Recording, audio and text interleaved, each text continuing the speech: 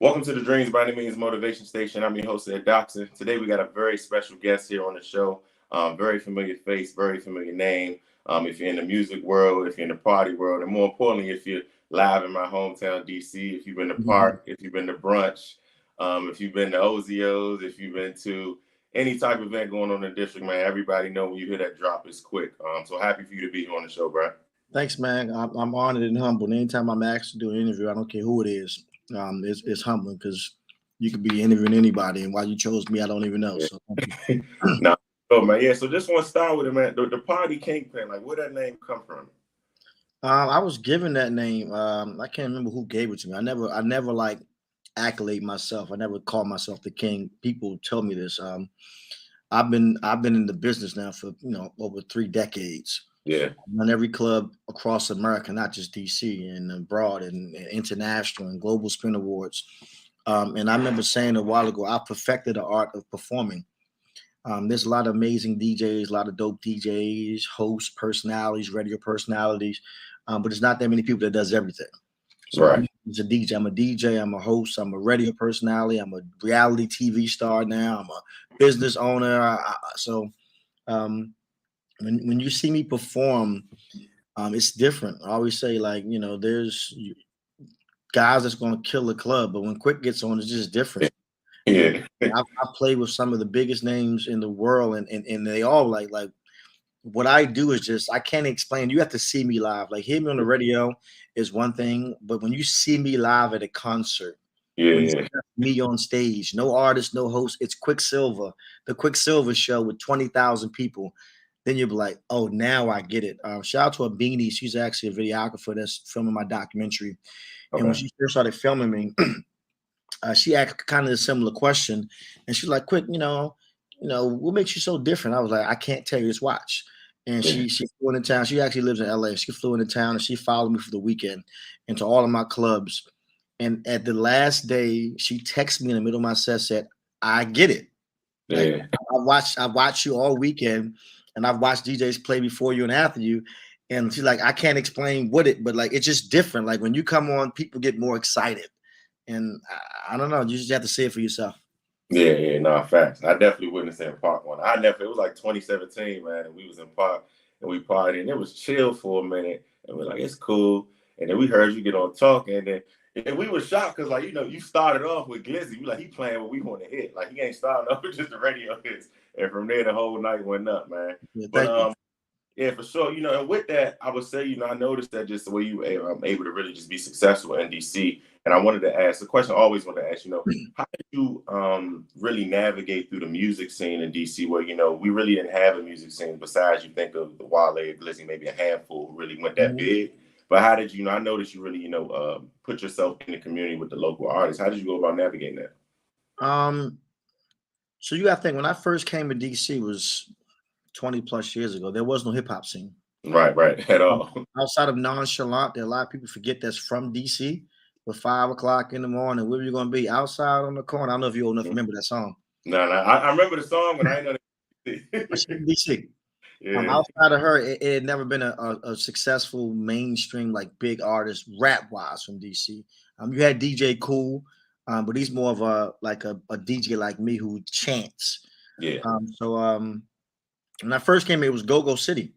And I'm originally from Baltimore, but I play the drums and I play the piano. So I was really intrigued by go-go because of the instrumentation and what I come from.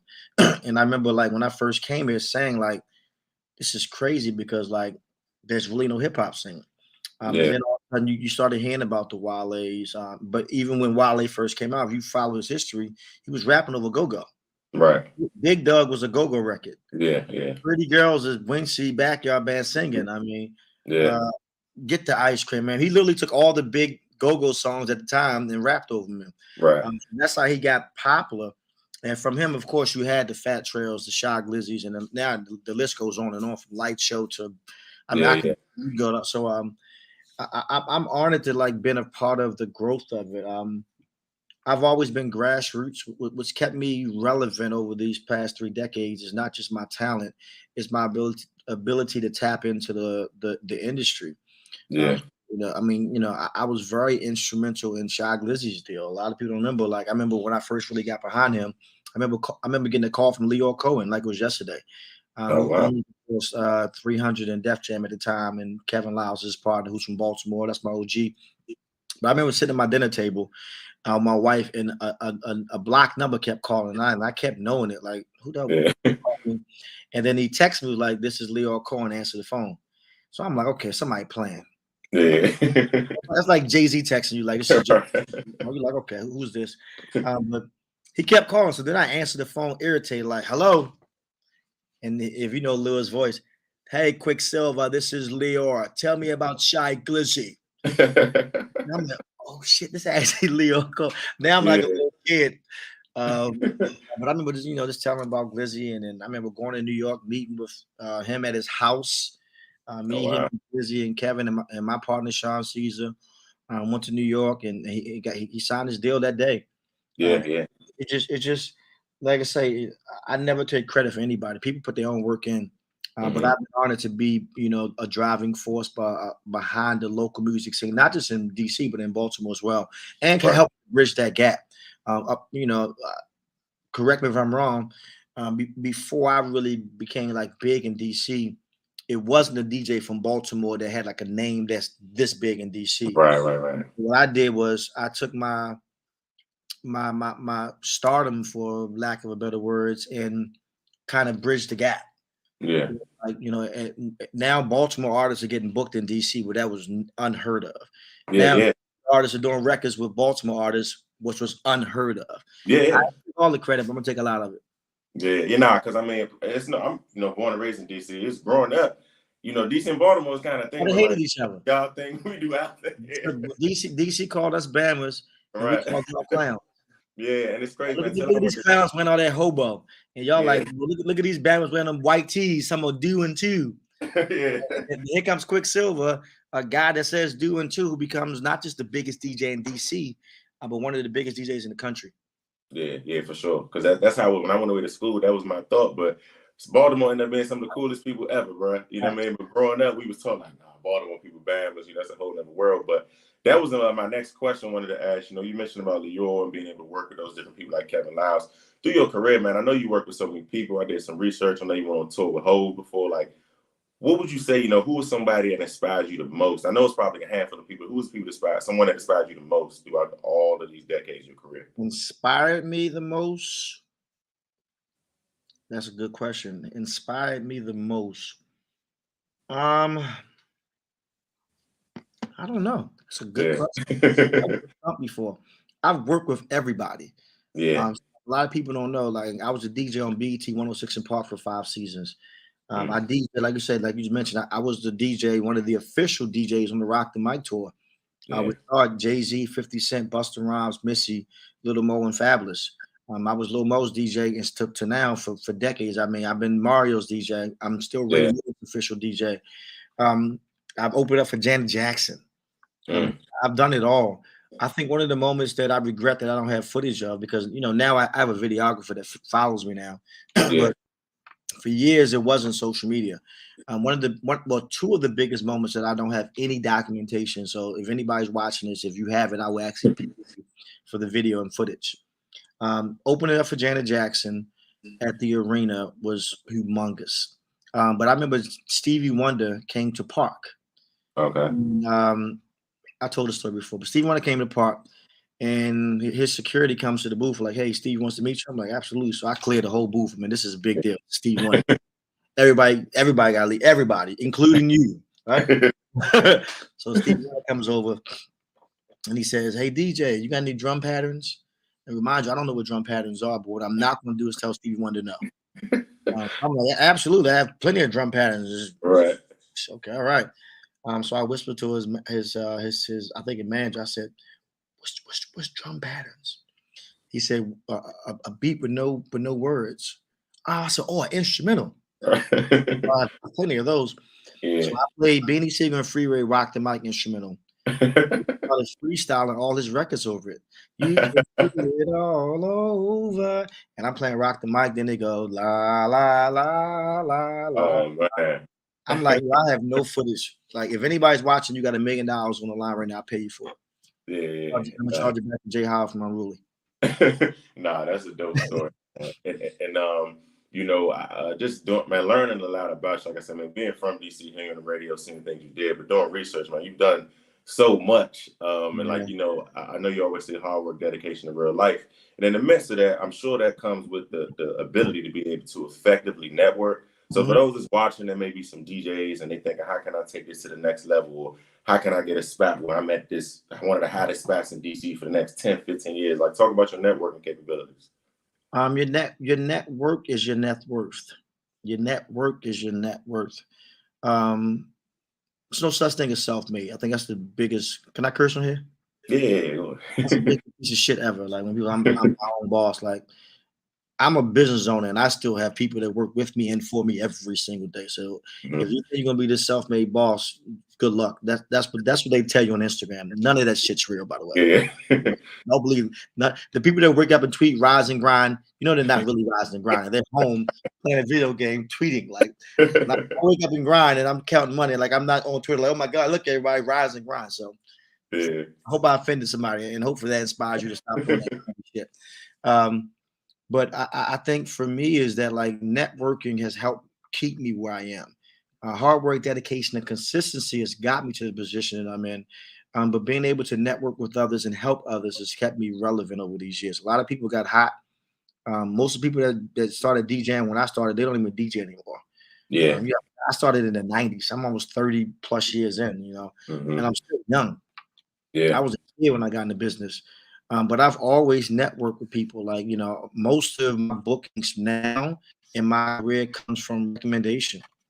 I'm not a local DJ, so you just can't book me in the day. You got to go through management, my team. We vet in the process. But most of it's like, you know, I DJ for this person, and he says or she says, you know, that's dope. I have a bigger event coming up in, you know, Paris. Can you come here? So like, all that networking, man. I really encourage anybody to network, put yourself out there, go to industry events. I always say being outside ain't where it is. When you're outside, make sure you're somewhere that's quality over quantity. I think a lot of us, they think being busy means being productive, and those are two different things. So make sure when you're being busy, you're actually being productive with the right people, and not just tweeting I'm outside. Right. Nah, facts. And one thing I noticed, man, I noticed the same energy you have as far as DJing, and in that space, you have that same energy in the community. I know, you know, when I was I'm back in, correct you there. I don't have that same energy. My passion is DJing. My calling is being a public servant. okay. My calling is being an inspirational speaker. My calling has been a philanthropist. Yeah. My pastor said I'm gonna be a pastor one day, but I told him I like cigars too much, so I don't know if I can give that up. You know, I like cigars and drinking, so I don't know if I can be a pastor. But I love that more than DJing. I don't think I've ever said that publicly. My manager Sean Caesar knows that. But DJing, that's who I am, because I've been doing that for so long. But when I'm me at my finest, outside of being on stage, is when you put me in front of a crowd and tell me to inspire them. I mean, I was the keynote speaker at the March in Washington for Black Lives Matter when that whole movement was happening with 20,000 people. And I've never wrote a speech in my life. I've never wrote down a vitamin of the day. All these things I speak from the heart. Yeah. Right now, I started these things just because who I am, right? But now people pay me just to come inspire. I mean, I'm gonna tell you how much money I made, but I just got paid a large sum of money to speak at the DC government retreat.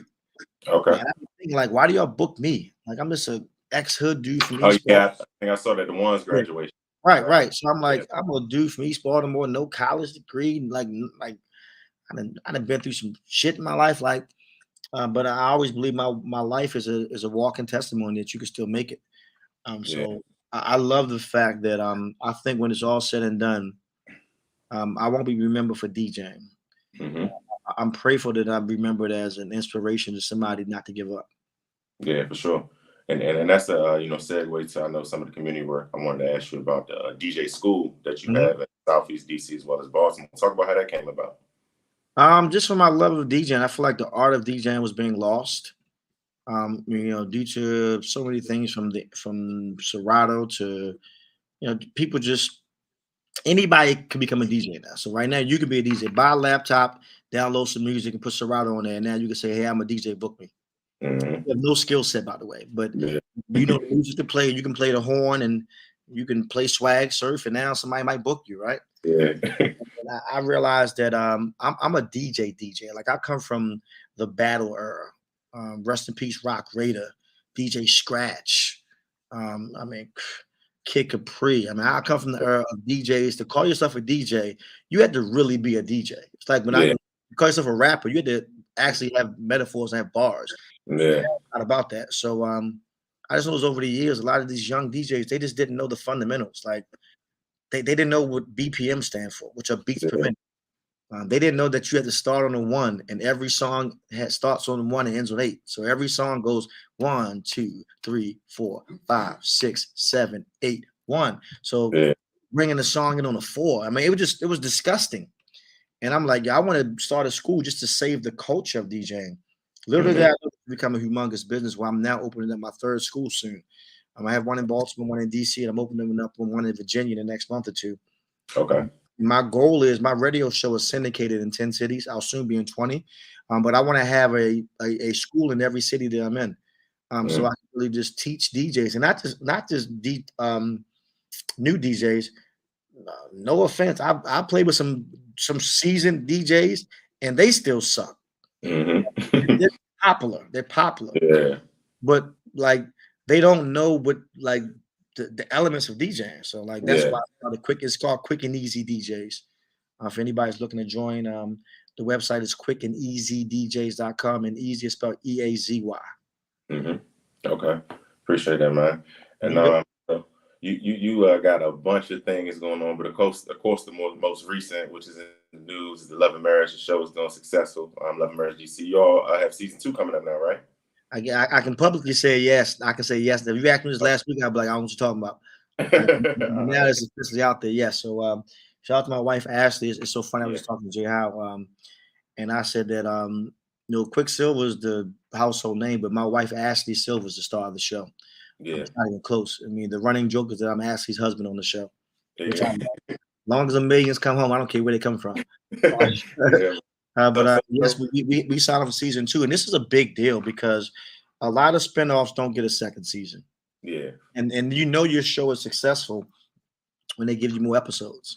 So we Right. had 10 episodes on season 1. They just signed us on for 22 episodes, which is Okay. telling you they're looking for more content.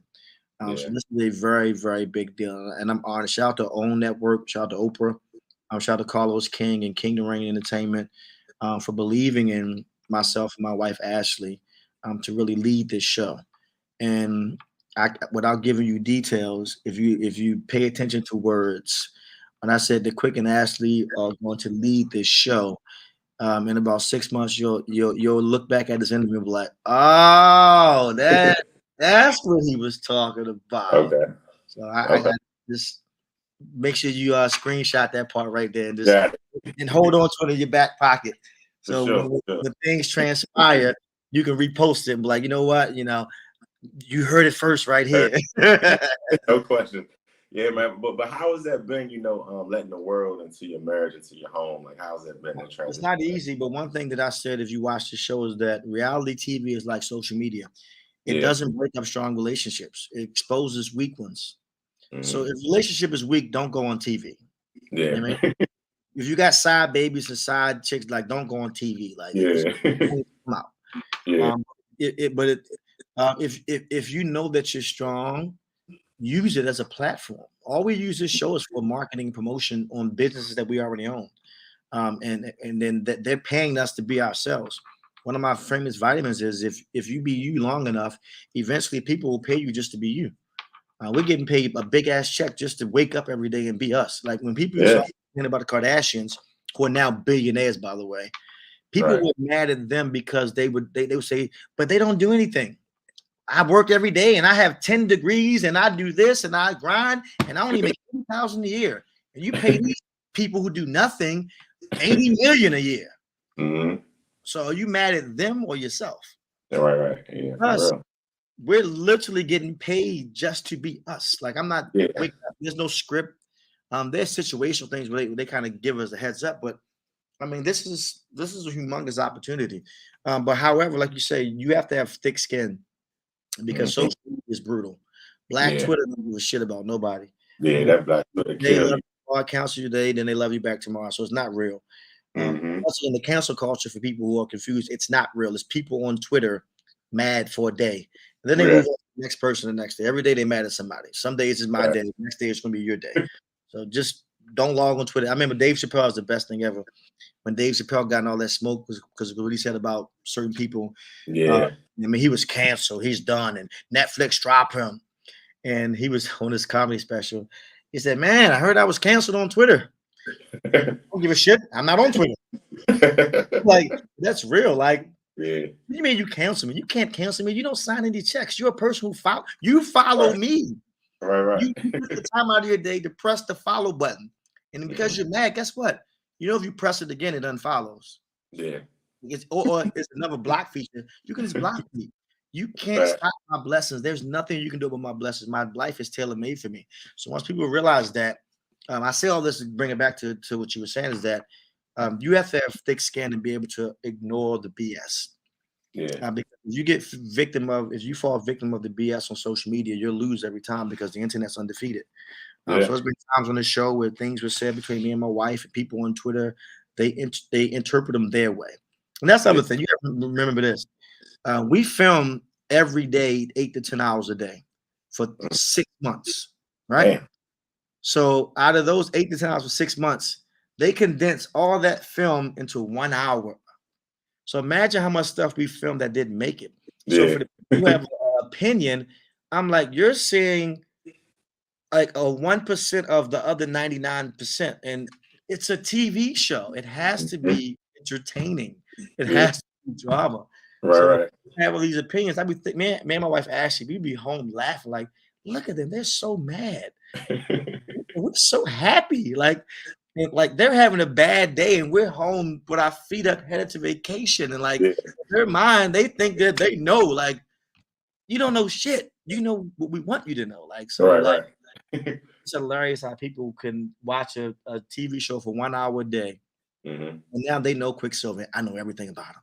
I know Yeah. inside and out. I know everything. And I'll Right. be like, yeah, you do. Thanks. Make sure you watch next week. Right. Right.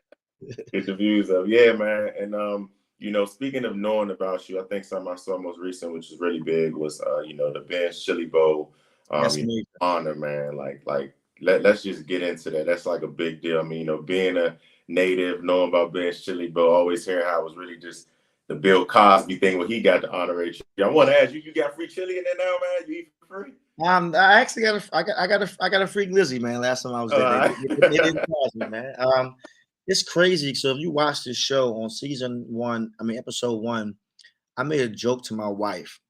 And I said, baby, there's only two good husbands left in the world, me and Barack Obama. So it's Barack and me. And Twitter, they ran with that one. Oh my God, who he think he is? Once again, Mhm. it was a joke, everybody. Relax. Go back to what you were doing. But fast forward, maybe I spoke into existence because now I'm up on the wall next to Barack Obama Obama, yeah. in real life, as I would say.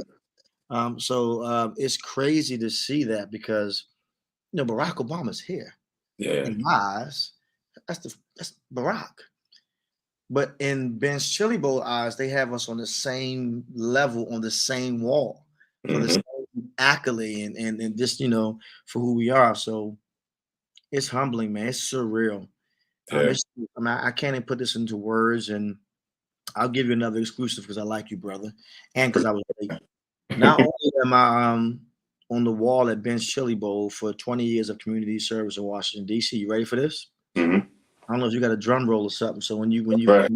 edit this, put the We got I got confirmation from the mayor of Baltimore, Brandon Scott, that they're going to give me my own street. Oh man.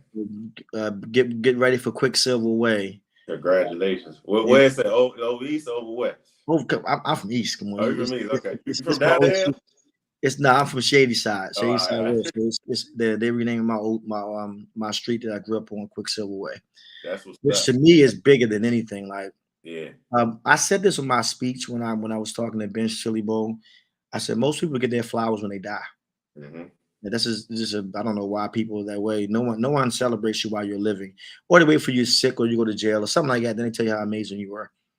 For me to be getting all these flowers now is unheard of to me. Yeah. Maybe there's somebody else that got these type of flowers when they were still alive and well and in good health, mentally and physically. But this shit is, I mean, this shit is bugging me out. Like every Yeah. day I wake up and say to myself, "Why me?" And then I hear a voice in my head say, "Why not you? You Mm-hmm. deserve it." So I'm on it. For sure, man. For sure, bro. Appreciate that exclusive, man. But thank you for coming on the show. You know what I mean? Mhm. This is a platform where Dreams by Any Means we talk about hustle plus faith equals success. I think you're a prime example of that, man. So definitely, on behalf of me being a native from DC, the community work you've done, the vibes you brought, the brunch Thank you. scene, man, you did a lot. Mhm. So, that's Sunday all alone. Funday brunch. I say Yeah. Sunday Funday brunch undefeated in DC. I don't care what city you at. I tried to go to brunch down here in Miami, bro, and it's Oh, it's like, phone. That's your but phone. I kept telling him, I was like, you don't understand where I come from. We curated it, so it's like it Oh can't yeah, be we started the Sunday. I Sunday Funday started noon and it goes till 3 a.m. right, I right. mean, We go I remember I had 5 year phone on my show, and I yeah, remember asking him. I said, "In New York, what time is brunch starting?" And he said, "Brunch starts around 2ish and it's over about 5 or 6." I said, "That's wild," because I said we actually started noon, so this is how our Sunday Funday goes. right. We go to Oh, park from noon until about 5, right? Then we yeah. leave park at 5. We go to Bar Cove for hookah from 5 to about 8. Then we leave there. We go to dinner somewhere else, and Yeah. then around 10 o'clock, then we go to Griffin for the early portion from 10 to about midnight, and then we Hmm. leave there. We go to Capital from 1 to 3. He like, Right. nigga. I said, this is the regular Sunday, and I Yeah, said that's most deep, people man. they got jobs. They got to go to work Monday. Like I don't even. Hmm. I'm blessed to have a life where I can wake up when I feel like it. But like Yeah. I never want to see how people do that. And then they got like a desk job at 8 a.m. Like how? Right, So right. he was like, nah, nigga, I got experience. I said, And man, they probably driving all the way back to Moco after the party. right, exactly. You live in Montgomery, you live in DC, smelling like hookah and weed Right, right. with a 45-minute drive to Arlington. Jesus Yeah, Christ. yeah, man. For sure. Before you go, man, just give us a Dreams by Any Means drop, bro. What's it called? Dreams by Any Means motivation station. All right, man. You know the vibes. Quicksilver, dreams by any means. When I say any means, I mean any means necessary, man. I salute these brothers for what you're doing. And when I say dream, dream big. Dreams by any means. When Quicksilver says it's official, it's believable in real life. All right, my man. Appreciate you, bro. Be safe, bro. All right, peace.